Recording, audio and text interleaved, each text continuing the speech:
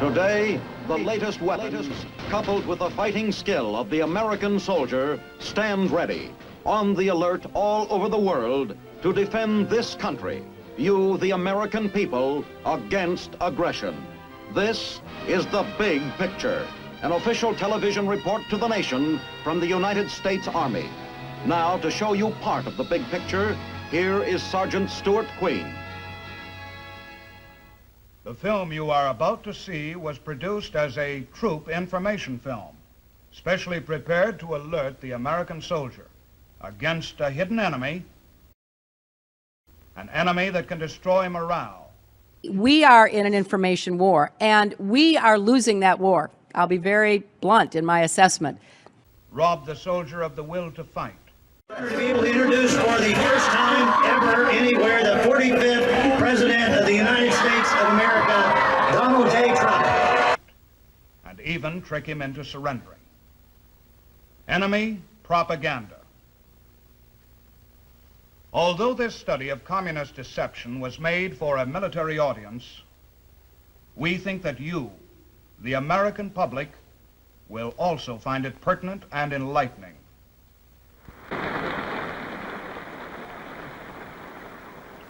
And it's just like the ADL coming out and saying, I'm anti-Semitic. I'm sick of this crap, man.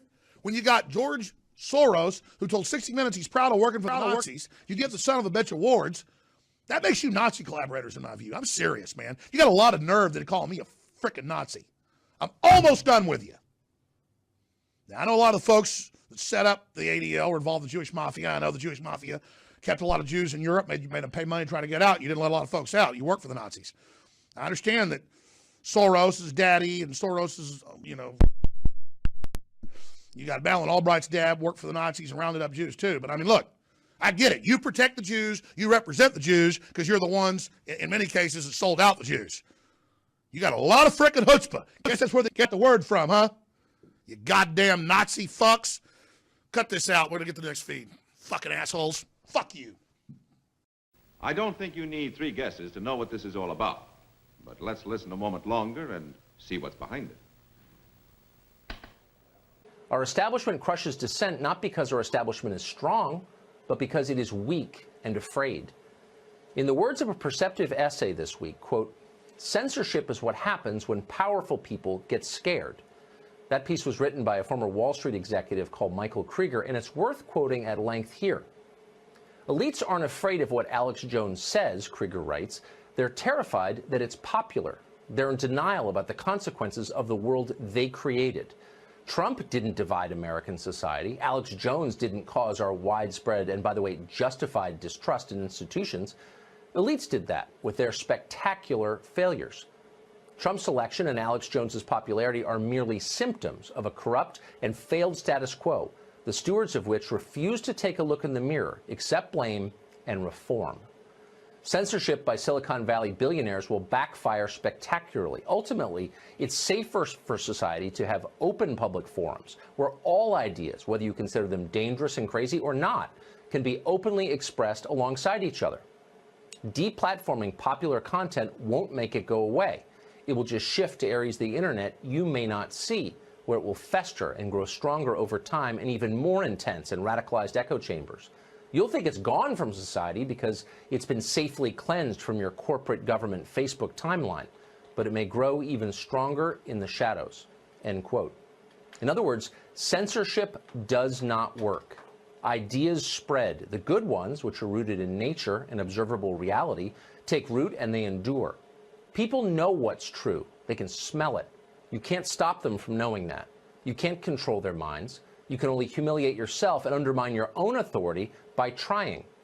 Our childish billionaire overlords may be geniuses, they say they are, but they don't understand that. Someday soon they will learn, and that is a comforting thought at a time like this.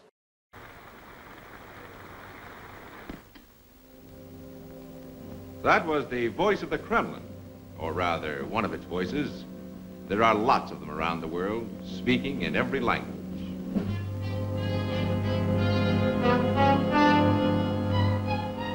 And this material is just another sample of what you might call the communist war without guns.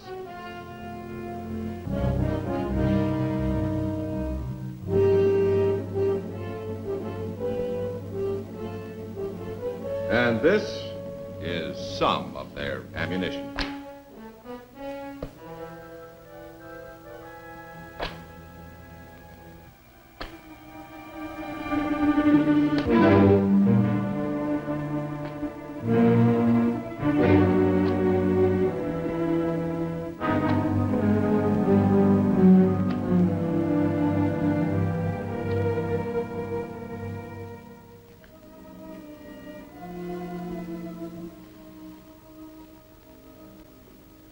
I'm Colonel Foster.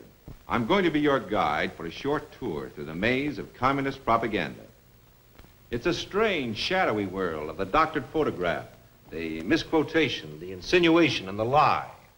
Now, some of this material to us is comical. Some of it is tragic. Some of it's weird. Some of it's dull. But all of it has the single purpose of digging the grave of liberty. The grave diggers of communism have been trying to set America up for the kill for years, and it makes them very angry that we don't just collapse as per schedule.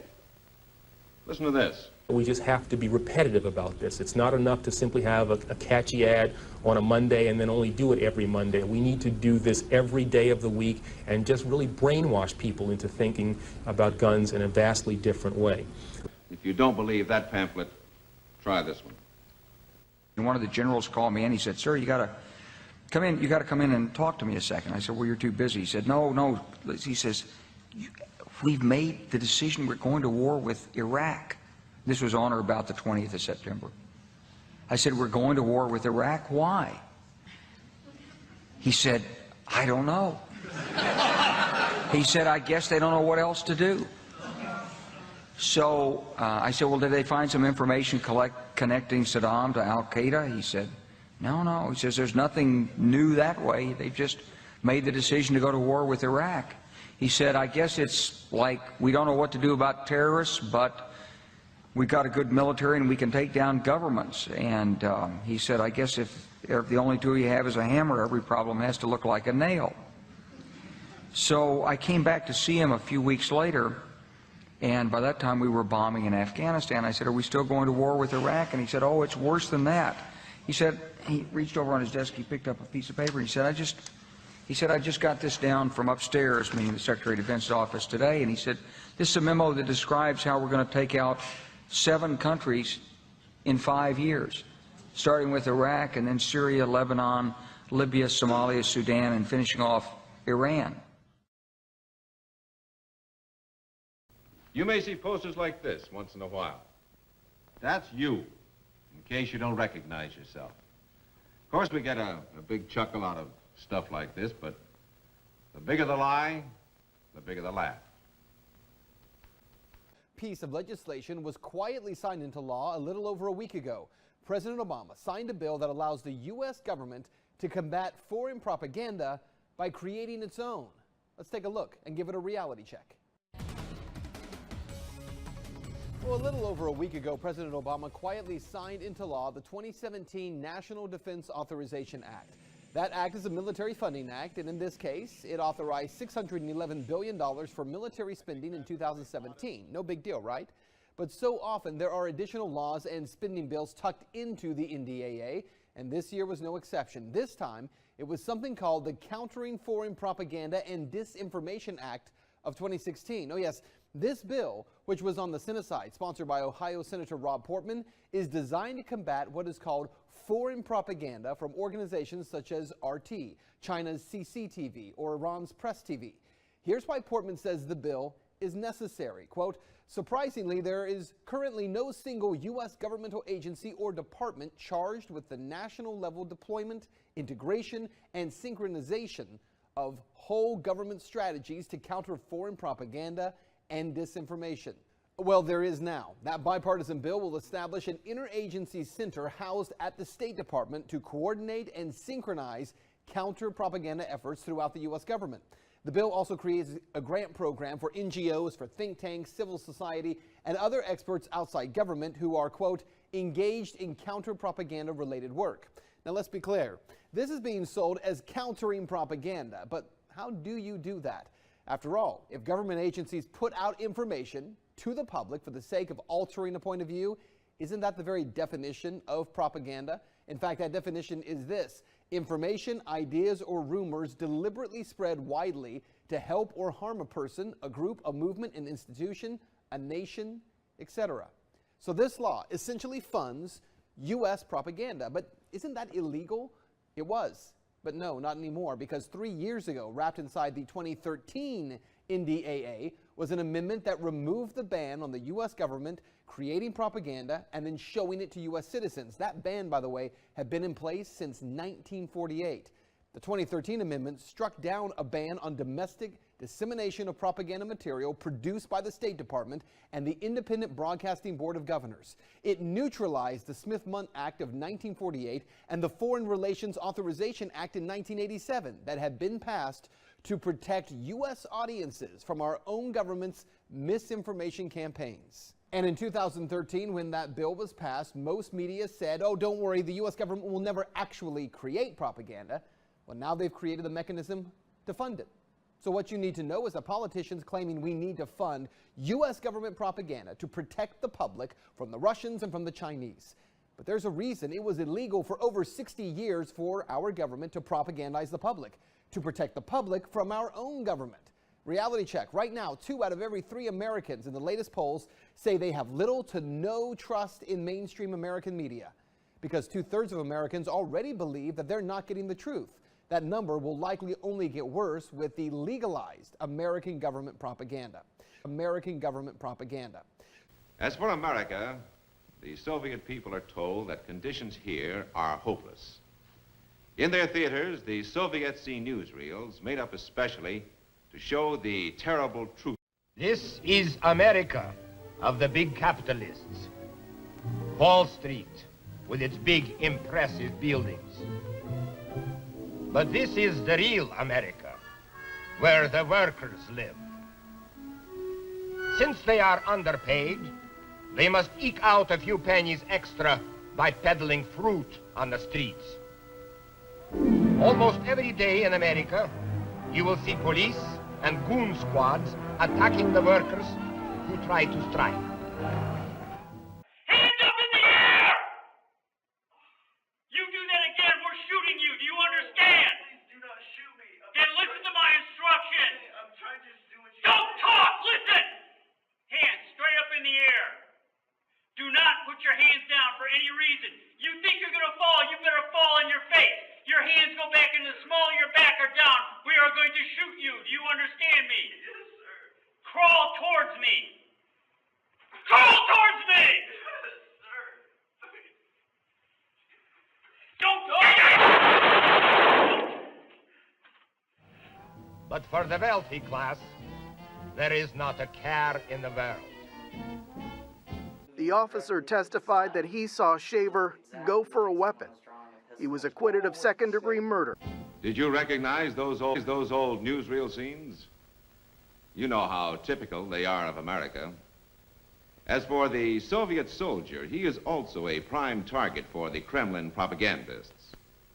The Soviet soldier's head may be full of propaganda, and his ears may be ringing with lies, but he's still a soldier, and a tough one. In all his life, he will never hear the truth about the other side. I said a moment ago that we're slandered by the Reds everywhere in the world, and we are. But every once in a while, the Kremlin changes the script. In the last 40 years, Russia's official attitude toward us has changed from friendship to hatred, back to friendship, and back to hatred again, no less than 8 times. It all depends on the party line. In the crazy world of communism, today's friend is tomorrow's enemy. Today's hero is tomorrow's traitor. Well, the visas issued to the hijackers in Jeddah came about as a result of it being a CIA consulate. It was the 5th largest visa issuing post in the Middle East. It was pretty much a closed system, and they simply brought them through there, knowing that they would be protected by the agency, that people would get their visas, or if they didn't get the visas, they could be made to be given visas. Once I got back to the United States and was out of the Foreign Service, I ran across a couple of people with ties to the American government that told me another story, that the CIA was recruiting fighters for the Afghan war against the then Soviets, and that their asset, Osama bin Laden, was working with them. In the early 1980s, bin Laden worked with operatives from U.S. intelligence, the Pakistani military, and Arab states. They ran a wide-ranging covert network that recruited and financed Muslim fighters to battle the Soviet army. It is now known that Osama bin Laden was a CIA asset under the codename Tim Osman. Bin Laden would use this handle when he would visit the States. The relationship between bin Laden and the CIA was essentially, he was one of their assets, one of the people they could turn to for help if they had questions. If they wanted somebody recruited, if they wanted somebody sent somewhere, if they wanted information, if they wanted something done, they went to bin Laden. Bin Laden isn't wanted by the FBI, and he was on a CIA payroll? Is he the brutal Islamic terrorist we have been led to believe, or a mere frontman? Wasn't Donald Rumsfeld the man that came before the American people announcing shock and awe? America, was not Saddam Hussein your friend? Didn't you encourage him to attack Iran? And didn't you offer him intelligence and chemical weapons of mass destruction? Yes, you did. But what does your friendship mean? Look at poor brother Muammar Gaddafi. Well, your friends, brother Gaddafi, were your enemies all the time, posing as a friend. Now you see Gaddafi with his dead sons. Now you see Saddam Hussein with Uday and Qusay, his dead sons. Now let me introduce you to another communist. This is going to be hard to take, so brace yourselves. To the Vietnamese people and the government of the DRVN, from John Sidney McCain, 624787, Lieutenant Commander, U.S. Navy, born 29 August 1936, Panama, home state, where I am. Shot down 26 October 1967, A4E aircraft. I, as a U.S. airman, am guilty of crimes against the Vietnamese country and people. I have bombed their cities, towns, and villages and caused many injuries, even death, to the people of Vietnam. I was captured in the capital city of Hanoi while attacking it. After I was captured, I was taken to the hospital in Hanoi, where I received very good medical treatment. I was given an operation on my leg, which allowed me to walk again, and a cast on my right arm, which was badly broken in 3 places. The doctors were very good, and they knew a great deal about the practice of medicine. I remained in the hospital for some time and regained much of my health and strength. Arrived in the camp of detention, I have received humane and lenient treatment. I received excellent treatment and food, even though I came here as an aggressor, and the people who I injured have much difficulty in their living standards. I wish to express my deep gratitude for my kind treatment, and I will never forget this kindness extended to me. Well, now you've seen a fair sample of enemy propaganda. Leaflets, magazines, broadcasts, posters, street demonstrations, rumors, agitation. They spend millions, but the funny thing is they don't get a dime's worth of good where people recognize the truth. It's as simple as that. If you know propaganda for what it is, you are protected from its lies. Not only that, you can take measures against it by giving the lie to the enemy at every turn. How? By realizing a simple fact, that in foreign eyes, you and your uniform are the image of America, and by conducting yourself accordingly. You're in the bullseye of the communists' target number 1. And yet, our cause and our country can never be defeated unless we ourselves fail to uphold it. And that can never be, as long as we act like Americans. And remember these words. The ruling elite think you're stupid. As a matter of fact, they're counting on it. When they wanted to invade Iraq, the excuse was weapons of mass destruction. Turns out those weapons didn't exist. Oops. When they wanted to topple Libya, they told you Gaddafi was murdering civilians. Turns out these civilians were CIA-backed jihadists. Minor detail. They've wanted regime change in Syria for years, so they armed, trained, and funded an insurgency. Most of the weapons ended up in the hands of extremists, who used them in rather unpleasant ways. This made for bad PR. Then, the West claimed Assad used chemical weapons against his own people. They said they had proof before there was even time for an investigation. That proof, unfortunately, was classified. So, of course, we can't see it. A lot of this stuff is classified at this point, so those things we're going to hold pretty close to the vest. How convenient. They've tried the poison gas angle several times now. Each new episode sloppier than the last. In 2013, when sarin gas was used on civilians, the West instantly declared Assad guilty. Airstrikes were on the table, and talk of regime change was in the air. The push to war fell apart when the official UN investigation into the matter found that the U.S.-backed rebels were the ones responsible, not Assad. 5 years later, as the last rebel stronghold fell and final victory was at hand, the West would have you believe that Assad lost his marbles. In spite of the fact that Syrian forces were easily wiping up the last militants using conventional weaponry, and Russia still had their back, Assad apparently got an uncontrollable urge to use poison gas on civilians, a move guaranteed to trigger a military response.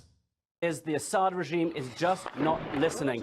As the offensive starts to gear up, U.S. envoy to Syria Jim Jeffrey and other U.S. sources say there is now mounting evidence Bashar al-Assad has given the green light for his military to use chlorine gas. Twice in the last couple of years, the Syrian government has used sarin against its civilians, despite President Trump promising he would act. And twice, the U.S. has responded, launching Tomahawk strikes, taking out Syrian airfields and other military facilities. If you heard 1,000 or 2 of these stories, they'd begin to get monotonous. You'd think, isn't there an end to this? No. There is no end. Not until communism ends, under the weight of its own evils and its own lies. The best defense against enemy propaganda is truth. For a communist, a thing is true only if it advances the communist cause. It is false if it does not. The soldier who understands how enemy propaganda works is forewarned and forearmed. In this knowledge lies his strength. Now, this is Sergeant Stuart Queen, inviting you to be with us again next week for another look at your Army in action on The Big Picture. The Big Picture is a weekly television report to the nation on the activities of the Army at home and overseas. Produced by the Army Pictorial Center, presented by the United States Army in cooperation with this station. You too can be an important part of the big picture. You can proudly serve with the best equipped, the best trained, the best fighting team in the world today, the United States Army.